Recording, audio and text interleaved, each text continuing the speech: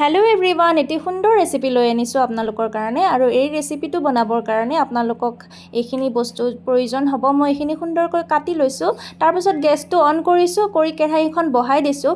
আৰু কেৰাহীখন গৰম হোৱাৰ লগে লগে মিঠাতেল দি দিছোঁ, জিৰা দি দিছোঁ, তাতে কাটি লোৱা নহৰু দি দিছোঁ, লগতে দি দিছোঁ পিঁয়াজ। তাৰপাছত কেপচিকাম, বিলাহী এইদৰে দি এইখিনি অলপ সময় ভাজি লৈছোঁ। লৈ পেলাই তাৰ মাজতেই মই দি দিছোঁ সৰু সৰুকৈ কাটি লোৱা পনীৰখিনি। তাৰপাছত মই হালধি আৰু নিমখ দি দিছোঁ, দি পেলাই এইখিনি লৰাই লৈছোঁ।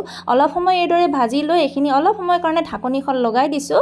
বেছি সময় ঢাকনিখন লগাই থাকিব নালাগে, তেতিয়াহ'লে সোৱাদটো বেয়া হৈ যাব পাৰে। এইফালে মই ঢাকনিখন গুচাই লৈ এইদৰে লৰাই চৰাই লৈ পেলাই মই তাতে চিকেন মছলা অকণমান দি দিছোঁ।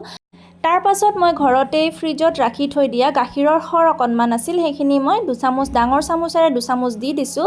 আৰু এইদৰে অলপ সময় ভাজি লৈ এইখিনি আপোনালোকে খাব পাৰেই, মানে কেপচিকামটো বহুত বেছি সিজিলে ভাল নালাগেতো, এইদৰেও খাব পাৰি।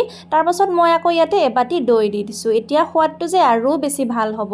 আৰু এইখিনি তেল ওলোৱাৰ নিচিনা হৈছে। এয়া আচলতে তেল নহয় দেই, এয়া গাখীৰৰ সৰৰ পৰা ওলোৱা, ক্ৰীমৰ পৰা ওলোৱা হয়। এইখিনি তেলৰ নিচিনা, ঘি যেনেকৈ বনায় ইয়াৰ পৰাও ঘি বনাব পাৰি, তো তেনেকুৱাই হয়।